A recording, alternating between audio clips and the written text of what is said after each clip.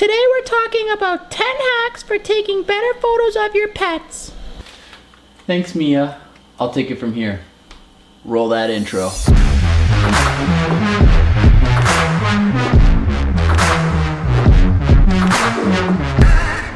Welcome back, ladies and gents. For those of you who are new to the channel, I'm Daniel, and today I'm here with my two little helpers, Tank and Mia. Now I'm sure most, if not all of you, have some adorable pets at home, and who doesn't want to show off their adorable pets? So today we're going to take your pet pics from this to this with 10 cheap, easy, or even free hacks that you can do right away.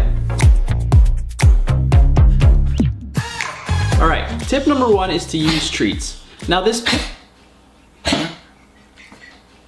might seem like common sense or might seem pretty straightforward, but let's be honest. Cats and dogs have zero attention span, and last time I checked, they don't speak English, so anything you're saying to them, they're probably not going to listen to.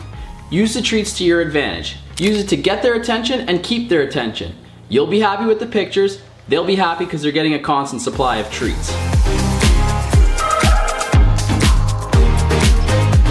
Tip number two, try taking the pictures on an ottoman or a stool.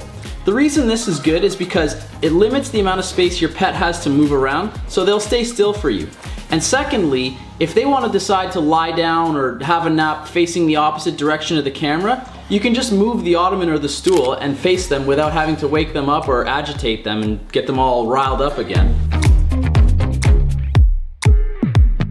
Tip number three, use window lighting.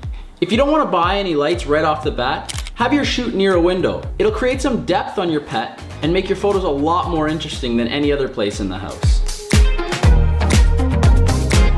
Tip number four, use a big soft light. If you do want to get more advanced, you can pick up a softbox for super cheap. I'll link one below. All you gotta do is keep the light nice and close so that it makes a big soft light. And for a situation like this, you want to have a constant light, something that's always on, as opposed to a flash.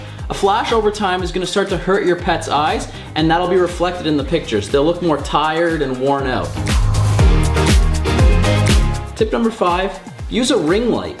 A ring light is something you could pick up also for really cheap, and I mean, keep in mind you don't have to use these lights only for taking pictures of dogs. But ring lights are really cool because you can shoot through the light and it creates a wicked reflection in your pet's eyes, like a nice ring. Which brings us to our next tip.